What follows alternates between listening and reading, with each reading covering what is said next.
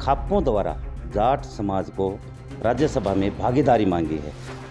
किस लिए ये मांगी है, क्या कौन उम्मीदवार हो सकता है? ऊपर चौधरी बीरेंद्र सिंह की एक सीट जाट सीट थी, वो खाली हुई, तो उसकी जगह दूसरे जाट को मनोनीत किया जाए। डॉक्टर अरविंद शर्मा ब्राह्मण समाज को मुख्यमंत्री की मांग करते हैं, आप क्या उनके समर्थन में हैं? और बीजेपी के ही एक सांसद कह रहे हैं कि ये जो सरकार है ये भ्रष्टाचार की सरकार, सबूत मिटाने में माहिर है। तो क्या राय आप? मतलब ये माने कि अधिकारी आपकी मानते नहीं हैं, इस सरकार में चलती नहीं। हरियाणा के मुख्यमंत्री ये कहते हैं कि आप द्वारा विकास कार्यों के लिए कोई पैसे की डिमांड नहीं की गई, इसलिए 3 ऐसे हरियाणा के विधायक हैं जिनके द्वारा डिमांड नहीं की गई। सांगवान खाप के प्रधान व चरखी दादरी से निर्दलीय विधायक सोमवीर सांगवान हमारे साथ हैं। तो सांगवान साहब से राजनीतिक हालातों के बारे में हम चर्चा करेंगे। तो सबसे पहले सांगवान साहब, आपका हरियाणा तक में स्वागत है। आपका चैनल का तमाम दर्शकों का बहुत बहुत धन्यवाद। सबसे पहले बात करेंगे, खाप्पों द्वारा जाट समाज को राज्यसभा में भागीदारी मांगी है। किस लिए ये मांगी है, क्या कौन उम्मीदवार हो सकता है? ऐसा है कि हरियाणा प्रदेश के अंदर 5 सीट राज्यसभा की हैं, जिनमें से 2 सीटों पर पहले से ही हमारे रामचंद्र जांगड़ा जी और डीडी वत्स जनरल जो बीजेपी के पहले से सांसद हैं, एक कांग्रेस का भाई दीपेंद्र हुड्डा जी, 2 सीटों का चुनाव भी होने जा रहा है। जो एक चौधरी बीरेंद्र सिंह जो थे उनके त्यागपत्र देने से खाली हुआ, और दूसरा सुभाष चंद्रा जी के नाम से खाली हुआ। तो हमने ये हमारा खापों को ये अपनी बात रखी कि सेंट्रल गवर्नमेंट और बीजेपी राष्ट्रीय संगठन में जो हमारे कि भाई क्षेत्र संख्या के आधार के ऊपर चौधरी बीरेंद्र सिंह की एक सीट जाट सीट थी, वो खाली हुई, तो उसकी जगह दूसरे जाट को मनोनीत किया जाए। तो इसलिए तमाम खापों ने अपनी तरफ से, समाज की तरफ से ये बात रखी। उसमें संख्या के आधार पर संतुलन होना चाहिए, उसमें खाप की भागीदारी होनी चाहिए। खाप क्या मानते हैं कि कौन उम्मीदवार हो जाट समुदाय? खापों ने इस बात से कोई संबंध नहीं है कि उम्मीदवार कौन है, किसी उम्मीदवार की पैरवी हम नहीं कर रहे हैं। हमारा तो सर्वे एक दे कि जिसको भी उचित समझे, समाज के जो भी पार्टी उचित समझे उसमें किसी को बनाए, लेकिन जाट समुदाय को उसका हक, उसका वाजिब हक मिलना चाहिए। सोमवीर सांगवान ने चेयरमैन पद से इस्तीफा दिया किसान आंदोलन के चलते, और फिर समर्थन भी वापस लिया। बाद में आपने समर्थन भी वापस दिया सरकार को, लेकिन चेयरमैनी अब तक आपको नहीं मिली। आपने क्या भाजपा के साथ भविष्य की राजनीति करने जा रहे हैं? ऐसा है कि मैं किसान आंदोलन के अंदर एक किसान होने के नाते मेरा अपना कर्तव्य था, उसमें संघर्ष में किसानों के भाइयों के साथ था। जब सरकार ने बात मान ली, 3 कानून वापस हो गए, तो उसके बाद में जब राजनीतिक प्लेटफार्म में पिछले 20 साल से 2006 से मैंने बीजेपी ज्वाइन कर रखी है, उस विचारधारा से जुड़ा हुआ हूँ। सरकार से समर्थन लिया, आंदोलन के अंदर दिया।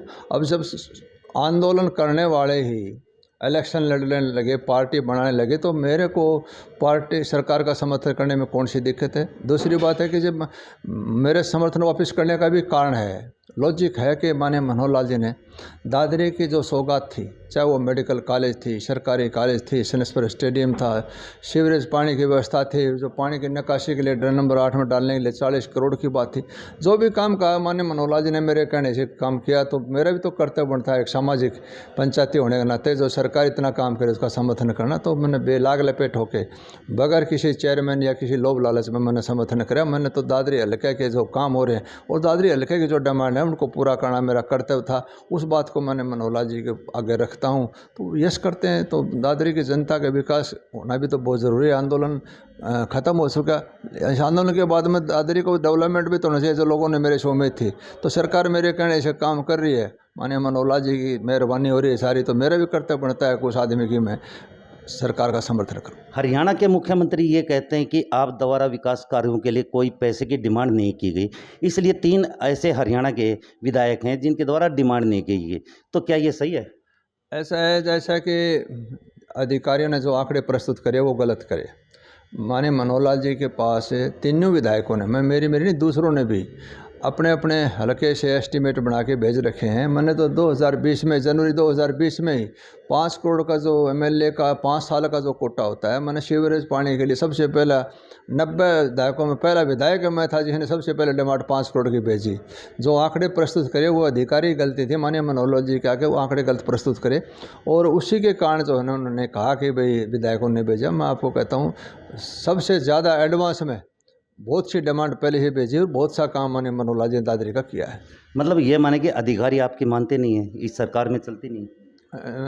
अगर कोई ऐसा कहता है तो ये गलत कहता है। मैं नहीं कहता हूँ कि अधिकारी से काम लेने वाला चाहिए, वो उस पर डिपेंड करता है। अधिकारी क्यों नहीं करें, सरकार की तनख्वाह लेते हैं, गाड़ी घोड़ा ले रहे हैं, उनका करता है, वो कर्मचारी हैं सरकार के, तो उनको काम करना पड़ेगा, माननी पड़ेगी। जायज़ बात के लिए मुझे तो कोई दिक्कत आई नहीं है। वो दिक्कत अगर हम गलत कोई से काम के लिए तो करना भी नहीं चाहिए, गलत काम के लिए हमें भी नहीं करना चाहिए।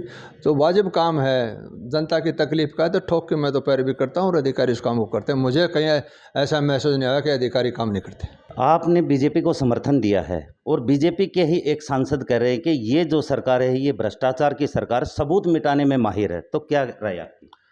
ऐसा है कि अगर माननीय सांसद के पास जो 4 बार एमपी बन लिए, वो एक बहुत सीनियर राजनीतिक आदमी है, उन्होंने जो आरोप प्रत्यारोप जो लगाए मुख्यमंत्री सरकार के ऊपर, जो उन्होंने कहा कि वो जो प्लेटफार्म, मैं नहीं समझता उन जैसे जिम्मेदार आदमी को इस प्लेटफार्म पे ऐसे करने की ज़रूरत नहीं थी। अगर कोई बात थी तो माननीय मनोहर लाल जी के संज्ञान में लेते, उनसे बैठ के बात करते। प्रधानमंत्री जी उनको रोकने वाला कौन है? किसी पास भी चले, वो सांसद है तो वो उस बात अपनी रखते हैं और उसके खिलाफ मैं समझता हूँ हमने तो जो भी कंप्लेंट या किसी भी प्रकार की माननीय मनोहर लाल जी का नोटिस मिले उसके खिलाफ एक्शन हो, चाहे कोई हो, भ्रष्टाचार की बात हो चाहे कोई भी बात हो, जब जो ठीक काम नहीं करे उसकी शिकायत करी तो उसके ऊपर एक्शन हो रहा है। पहली बार ऐसा मैं देख रहा हूँ कि वैसे तो पूरे देश का नीचे से लेकर ऊपर तरह सारा तंत्र बिगड़ गया, समाज में हो चाहे कोई भी हो, सारा जिसके कारण आज ऐसी व्यवस्था हो रही है, पैसे की तरफ लोग भाज रहे हैं, तो उसका असर राजनीति में पड़ा, उसका ऊपर अधिकारियों में भी पड़ा। लेकिन एक आदमी ने अपनी तरफ से भ्रष्टाचार को रोकने की मनोहर लाल जी ने कोशिश करी, 100% कामयाबी मिली ये तो मैं नहीं कह सकता, लेकिन एक आदमी ने प्रयास तो किया, उसमें कामयाबी कितना ये शर्म मालिक आदमी बात है।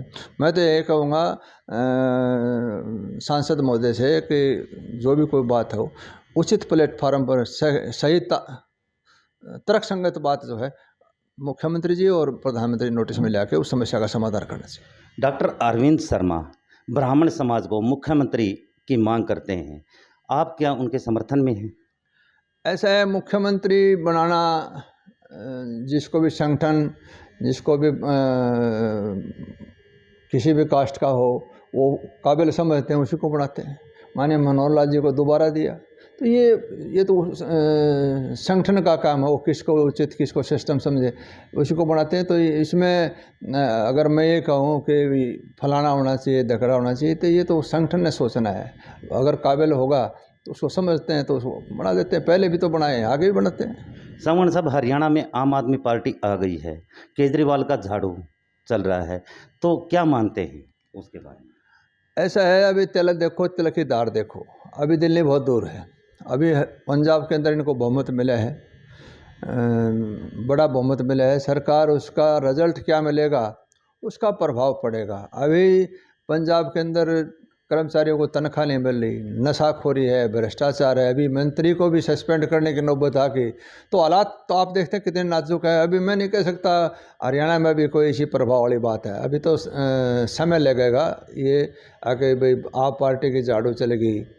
अभी उस विश्वास के ऊपर खरे उतरते हैं, भ्रष्टाचार को रोकते हैं, कर्मचारियों को सैलरी है। पंजाब में बहुत कुछ करना है बाकी है, उसके बाद ही कुछ सोच सकते हैं कि हरियाणा की जनता इतनी जल्दी भावुक नहीं होती कि लिया यार फैसला कर लिया, वो भी देखेगी सोचेगी उसके बाद में ही। मैं नहीं कह सकता कि आज की तारीख में कोई ऐसा प्रभाव या एक तरफी आंधी की कह सकते हैं कि आप पार्टी हरियाणा के अंदर, मुझे ऐसा कोई नज़र नहीं आता।